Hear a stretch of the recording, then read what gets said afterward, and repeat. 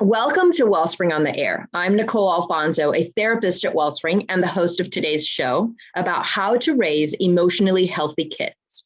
With me today to discuss this interesting topic is Alicia Foss. Together, we want to tell you about the different ways you can help your children with their emotions. So stay with us. We've got some interesting insights for you all. Okay, Alicia, welcome to the show. I'm excited. This is our first time you and me together, but I'm excited to have you here, especially this topic is just so important. But before we get started, would you please tell our audience a little bit about yourself? Yes, thank you for having me, Nicole. So again, my name is Alicia Foss. I am a registered therapist here at Wellspring. I've been here for nearly 3 years. And I guess kind of the population I enjoy working with are parents, and I enjoy doing marriage. And I also really enjoy working with teen girls. So those are the three, I guess, areas that I really enjoy working with. And so today's topic that we're going to be talking about is something that we discuss in great detail in my parenting group. And the parenting group is going to be starting on February 1st, which is a Tuesday. And I know that Nicole is probably going to share a little bit more about that. So I really look forward to today's topic. Awesome. Alicia, thank you. This topic is very relevant when we talk about raising emotionally healthy kids, especially since we've all experienced such vast amount of emotions in the past couple of years. And our kids are no different. They've obviously also experienced lots of, I think I would dare to say, many more emotions that they would have experienced if we were living the normal life that we knew because of the pandemic, And so, Alicia, let's start off by talking about why it's so important to help our kids become emotionally healthy as they grow. Mm-hmm. Yeah, that's a great starting point, Nicole. So I have a few areas to talk about with that. And so the first thing is as our kids grow and as, kind of as babies and then as toddlers and then, in elementary age, mid-school, high school. So each stage our kids go through, they're developing different emotions. They're understanding their emotions more, right? So we all know that when we have that toddler and it's time to leave the park, what happens? They have a meltdown, right? Because they're thinking in their head, I don't want to leave the park. This is a lot more fun than to get in the car with mom, dad, or grandma, right? This is a lot more fun. And so what do? They have that meltdown and they may scream, they may throw themselves on the ground. And so seeing that's their way because they don't understand what's going on. They just know that they feel sad or maybe they feel frustrated or even angry that they have to leave. And so if we as parents don't really take those opportunities to start teaching them how to regulate that emotion or what to do, then we have kids that maybe don't have the tantrum where they're like screaming, or maybe we do have some kids that scream, but they may not throw themselves on the ground. So it's so important for us is because we want to take that toddler that is having a tough time and we want to give them the words. We want to help them name that emotion. And as they grow into the elementary years and mid-school and high school, we want to help them name even more and more emotions as they develop, as their brain develops, as they develop. Because as we do that, we are giving our kids confidence. We're helping them to lead a more fulfilling life. We're helping them to feel happier inside. We're helping them to say that you are worthy and that you matter because all of you matters. Every emotion in there matters. It matters to God. It matters to you as a parent or a caregiver. It matters to your teachers. So that's really why is it saying that you matter. And when you say that you matter, that is going to affect them in so many different areas and avenues of their life and so many different relationships. Awesome. Yeah. So sometimes as a mom, I find myself not maybe validating, right? Or like acknowledging, wow, you're having feelings and it's okay to have the feelings. And I need to be okay with that, right? And I need to just sit and be present with it because it's actually healthy for you to have those feelings, right? Even as a clinician, it's like, it's hard, but yeah, it's important because we are, telling our kids this part of you is important. Absolutely. Right? Yeah. Awesome. Okay, good. Yeah. And when you do that, Nicole, when you say that this part of you matters, you're really saying that I fully accept you. I'm giving you that unconditional care. I'm giving you the unconditional love. And so, when we think of that unconditional love, a lot of times we think about it in a marital or in a romantic relationship where, of course, yes, of course, but that unconditional love too really needs to pour out with our kids. And I think that's something that's, important for us to think about. What you said, Nicole, is that part matters. And I have that unconditional care for you, and that what you're feeling matters. And we're going to get more into that, but we as parents may not always agree with what they're feeling, and that's okay. We don't have to agree with what they're feeling, right? Maybe we may think, well, if that happened to me, that I wouldn't feel that way, and that's okay. But when we kind of make it minimize that emotion or don't validate that emotion, then we're saying you don't know how to manage your emotions. And that really can become kind of dangerous with our kids. Then they think they don't know how to regulate, or they don't know what to feel. And so they're questioning, where that affects their confidence. And so, and I love what you said about accepting. Yeah. All of, accepting all parts of your kids, but specifically when you acknowledge to your child that this part of you is okay, then they probably can bounce back even quicker, because now you're just like, oh, okay, so I'm okay. Like, it's okay, and then you work through those feelings, and then, like we like to say, let them come and they will go. Right. And eventually you're okay, Yeah. Absolutely, Nicole. Yes. Awesome. Thank you, Alicia. So let's see. How can parents help kids develop emotionally and connect to their emotions? So we talked about how important it is. It's important because it's about accepting your whole self, right? But what about, what are some things we can do practically? Tell us about that as parents. Sometimes we're just kind of going, and we're not acknowledging that there's moments that we can actually teach some things or acknowledge some things in what our kids are going through. Yeah, that's an excellent question. And so one thing that I always encourage parents to do is to get books. Okay. And so, yes, when we have older kids, they may not love reading the books on this. So maybe this may speak to younger. Okay. So if you have younger kids, maybe, 9, 10 and under, getting books that talk about feelings, these books that you can get really help, right?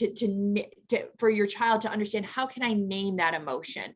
How can I understand that emotion? And it's okay. These books really do a beautiful job at saying, you know what, that most people feel this emotion. Maybe they don't talk about it, but this is what you can do. When you feel this emotion, these are some different resources that you can do. So when you feel angry, right? Because we all feel angry. Every person at different times, they feel angry.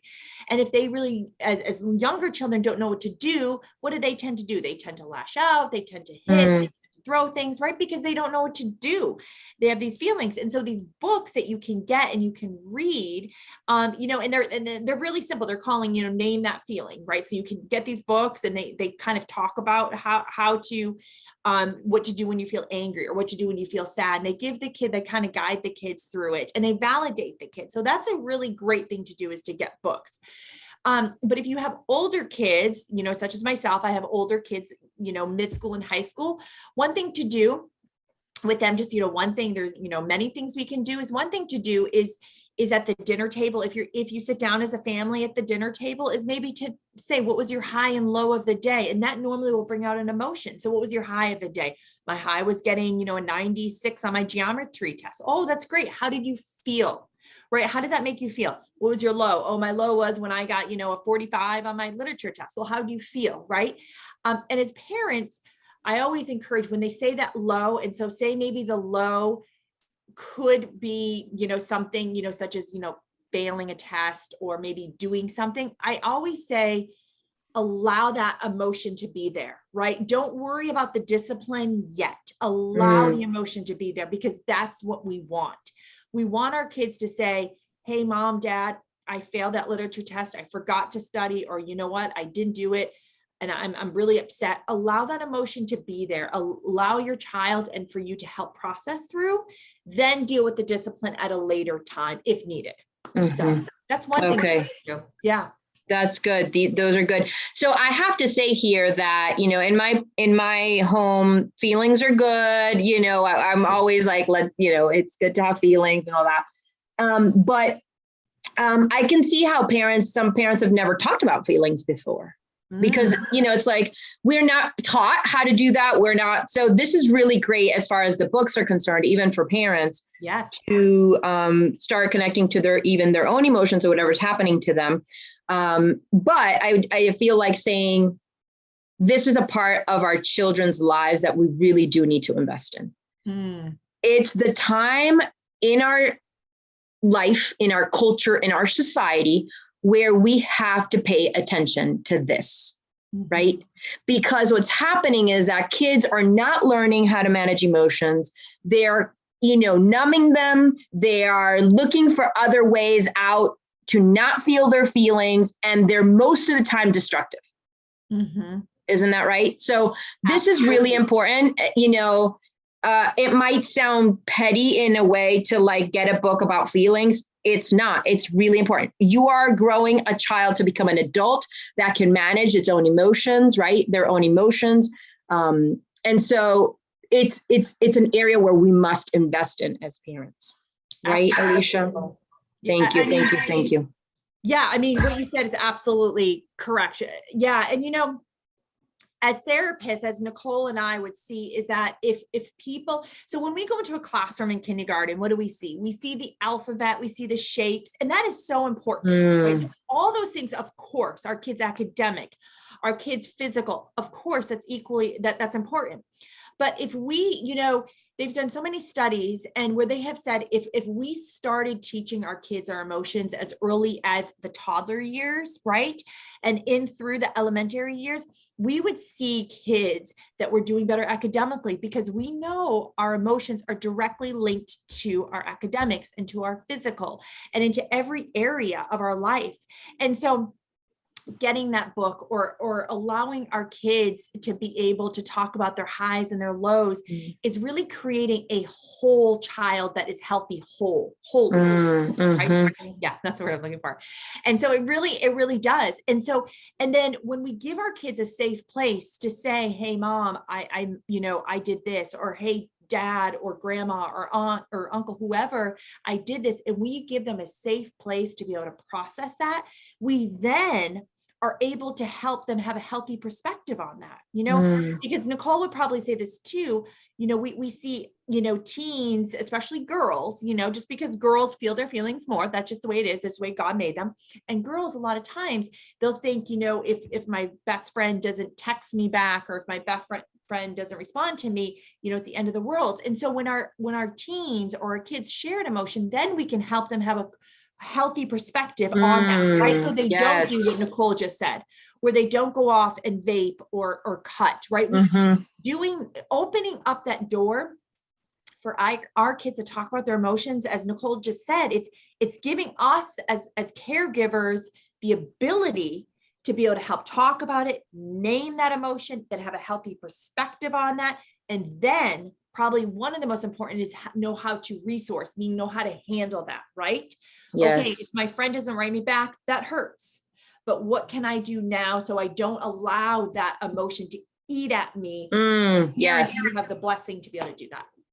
Beautifully said, Alicia. Thank you. Okay, guys, we're going to take a short break to thank one of our sponsors who makes the production of our podcast possible. When we come back, we'll hear more from Alicia about how to manage emotions and how to help our kids manage their emotions. And of course, what the Bible says all about that. Welcome back to Wellspring on the Air. This is Nicole Alfonso. If you are just joining our show, our topic today is how to raise emotionally healthy kids. So far today, we've talked about why is raising emotionally healthy kids important and some things we can do as parents to help this process. So if you joined us late, you can find us on our favorite podcast channel on Wellspring on the Air or on our website blog page at wellspringmiami.org. Just search for this topic, which is how to raise emotionally healthy kids. All right, as we continue, Alicia, we live in a society that oftentimes shuts down emotions. Okay, we just kind of shut them down and keep going. Obviously, the pandemic has actually helped in this area. I think it's helped us to be more welcoming of others' emotions, because it has been so hard for so many of us. But we always like to talk about how the Bible supports the topic that we bring. So, Alicia, what does the Bible tell us about emotions? Yeah, that is such a great thing. And that's something I like to say, is that we see back in Genesis all the way through Revelation, all 66 books has emotions in there, right? Yes. And so it has emotions, as we know with David, he would have sorrow and then joy in the morning. We know with Cain, he killed his brother Abel. Why? Because he was filled with rage and anger, right? Because he didn't know how to manage his emotion, right? So we see that. We even see that Jesus wept, so that's emotion. So we see emotion throughout the Bible. And so one thing I like to say is that, one verse I'd like to point to is in Philippians 4:6-7, where it says, do not be anxious about anything, but in everything, lift up your requests to the Lord. And so what does that show us? It's, okay, I'm anxious, I'm nervous, I have an emotion, I communicate that. I give that, I talk about it. I talk about it with God. I bring it to him, right? And so that's kind of everything that Nicole and I've been talking about up to now, is talking to our children, talking, even ourselves as adults, talking about our emotions with somebody or in prayer, right? And and what is, and that verse goes on in Philippians 4:7, it talks about, and then the peace of God will rule in your heart. And so, because why? Because we felt anxious. We lifted that request up to God. We prayed about it. We shared it with God in prayer, talk about prayer. And then what happens? And then the peace of God rules in our heart. So yeah, the Bible talks about emotions, and it talks about how God made our emotions. God made our emotions, everything we feel. And it's okay to feel angry. It's okay. But what do we do with that anger? That's the thing we do. Right. And so in that verse is really about releasing, right? Like letting it go, like giving it words, like speaking it out, right? And so part of that makes me feel like it's like tears, like they're there for a reason. They have to come out, right? And there's such relief at the end of that. It's a relief when we share these feelings, when we share these emotions. We're not alone in them anymore. Somebody's taking care of us with it, right? And so that is essential. I think a lot of people keep their emotions binded inside, right? They don't want to talk about it. They don't want to, and when you don't talk about it, you don't even know really what's happening. There's a thing in talking about it that makes you actually see it maybe differently, recognize it, in a way that you didn't know, right? There's like a therapeutic process in there. When you speak your emotions, when you talk about these things with other people. Yeah, that's so right, Nicole. And so when we look at throughout the Bible and we see emotions, it really does give us an example ourselves as parents or as caregivers about what we can do. And so when we create that safe place, because Lord willing that you have that safe relationship with God where you know that I can lift everything up to him, right? And that's how we want to be as parents or as caregivers to our kids, is we want to say, as God has created you and as God has made you, and God gave you those emotions as a caregiver or as a parent, I want to help my child guide through that.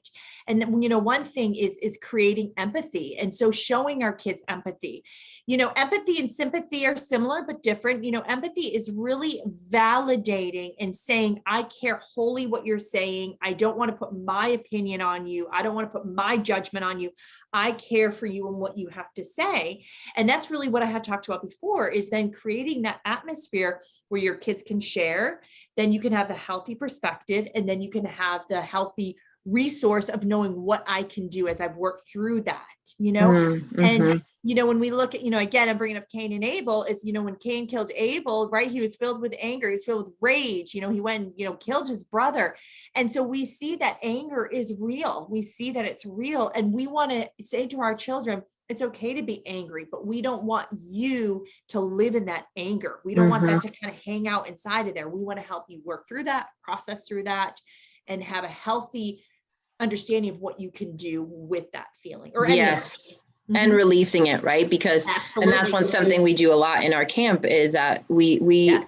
validate, we acknowledge that feelings are okay. We are, we don't say to kids that you shouldn't feel that way, that shouldn't be, no. And when there's anger, there's a reason for it. And we actually say it's okay to feel angry. Absolutely. So I think that's really important because sometimes we as parents, we get really kind of rattled up when we see like our kids getting angry when, it's okay. It's okay. They have to, there's a reason for it. And there's an action they need to take to help with that anger. And of course, that's where we kind of come in and we can guide them and to give them some options, right? Yes. That they might not come up with themselves, but we can help. And that's the books also help with these are some things you could do. Something, we have the potato wall in our camp that, kids can put something in the potato, write something down in the potato and throw the potato against the wall. We have a balloon pop activity. And these are just things you can do that are not hurting anybody, right? Because that's huge and that's key. But that they're still helping to release that anger. Absolutely. And that is so important, Nicole, and again, as Nicole said, we want to give our kids resources, right? To do these things in a healthy way, in a safe way. But in order to get there, we need to have that relationship. And really, that is what it comes down to, is creating that healthy parent-child, caregiver-child relationship where our kids can come to us and say, I feel angry or I feel hurt. And, as Nicole said, we want to encourage parents to validate. And, yes. And it's a hard thing because if we're not validated ourselves, right? So sometimes we weren't raised with validation, or sometimes we don't know that. And that's okay. That's okay. As parenting, it really is a process. It's not perfection. And that's something I say in my parenting group is we're not perfect. We're going to mess up. And that's okay. That's okay to mess up. That's all right. That's part of life. But we want to keep understanding that when we mess up, we want to apologize to our kids, to say to them, I'm sorry, and to move on from that and just continue to create that safe place where there is empathy in that relationship, where there's a safe place to share their feelings, where there is respect. And that's another thing, is showing our kids respect for who they are and their feelings as well. So in wrapping up here with the Bible piece and what the Bible says about emotions, I just think about Jesus and how all the emotions he had at different times in his life, and how he always went to God with those emotions, right? And he talked to him and he pleaded with him, and it's just an example of not only going obviously to God, but going to other people, going to your support system, right? And we are our kids' number one support system. And they want us to be there. Our teens want parents to be their number one support system. Obviously they have their friends and they go talk to their friends, but there's a trust in us that is way greater than it is for friends. And we have to, take responsibility for that and do what we're meant to do with that trust, which is guide them, help them, validate, listen, right? And so, okay, great. Awesome. So we'll wrap up that section. Did you want to add something, Alicia? No, that was perfect. I think what you said is great, is that our kids do want us, as Nicole just said, and that's really right on. Is so, kids want their parents to listen to them. They do, they crave that. And again, if you maybe haven't been the best at listening, that's okay. It just starts off with little steps, creating more of that atmosphere where you can listen to your kids. But yeah, right on. Yeah, and acknowledging it. Hey, I'm really sorry that I've been so busy that I haven't stopped to listen or given you more time. I'm going to make an effort to do better at that. Right. And you're just obviously humbling and saying to your kids, we make mistakes. It's okay. We can start again. We can do it. We can do a do-over. We can do better. Okay, Alicia, it's that time as we close out where you're going to tell us and gives us the gems of resources out there to help us continue this process as parents of just healthy emotional growth within our kids. But also, I want to say within ourselves, because oftentimes we ourselves are somewhat disconnected from our own feelings because we're just kind of doing life, going here, doing there, responsibilities. So if you could also add to those resources something for parents to be connected to their own emotions, because we could better understand others' emotions when we can connect to ours. Absolutely, Nicole. Yeah. And so the first thing that I'm going to say is the book that we do in our parenting group. Now, this book, it's called Are My Kids on Track by Sissy Goff. Okay. This book really, so Nicole and I today talked about our kids' emotional health, and Nicole and I are going to continue talking again over doing a few more together on our kids' social and our kids' spiritual health. So Nicole and I will do a few more together, which I'm excited about. But this book really talks about the 12 milestones that as parents, we should be encouraging our kids to reach. And what I love about it is it talks about the 4 milestones of emotional, the 4 milestones of social, and the 4 milestones of spiritual. But what it does is it breaks it up into boys and girls. And so these are struggles girls may have at reaching these emotional milestones. And it talks about those. And then it gives you as a parent the tools and the building blocks to get there. So for girls really struggle. I'm going to just say this really quickly. Girls really struggle with perfectionism. Girls want to please, they want to be perfect. And so that can be really hard emotionally for them to share their feelings, because they're like, wait, I may offend my mom or dad, or I may upset them. They may not think I'm perfect, so I may not do that. Right. And so within this book, the author, she will talk about how you can overcome that with your daughter. Okay. So it's a great book. And it really does also talk about, it talks about raising your children, but it also really can really relate to you in other relationships as well. So that's the first book that I would encourage is Are My Kids on Track? Also another book that is great that Sissy Goff is the author also for is The Back Door to Your Teen's Heart. This book does a beautiful job at understanding how kids really, it is a confusing time, and understanding how we can still connect with our kids. She gives you beautiful tools to understand how you still can connect through those really kind of difficult years of the teen years for boys and girls. So she does a great job of giving you tools, practical ideas, and understanding. So that's that. And then for as parents, as I know Nicole had asked that, is, 2 things that I would encourage is All the Feels by Elizabeth Thompson. All the Feels is understanding that we can feel as adults. We have all these feelings. And if we haven't, understood our feelings, or we don't know how to navigate, she really talks you through that and how you can navigate, which is a beautiful. And then if you're looking more for like a workbook, it's the Emotional Storm by Sherry Van. And the Emotional Storm, she talks about, it's called Calming the Emotional Storm, Calming the Emotional Storm. And so how, when we're, we have emotions as adults in life, and we just been through a pandemic, and how can we handle those emotions when they come? So as Nicole said, I think it's great if any of these resources, I pray would bless you and help. Thank you, Alicia, for joining us today. Stay tuned for 2 other shows about how to raise socially healthy kids and spiritually healthy kids. We hope you learned how to welcome emotions and accept and support your kids through them. And thank you for joining our show today. Again, if you joined this program midstream, you can find this show and others on podcast at Wellspring on the Air, or on our blog on wellspringmiami.org. The title of today's show, again, was How to Raise Emotionally Healthy Kids. Encourage us and let us know you're listening by sending comments or questions to ontheair@wellspringmiami.org. It's time to wrap up. This is Nicole Alfonso with Wellspring on the Air, because hearts and minds matter.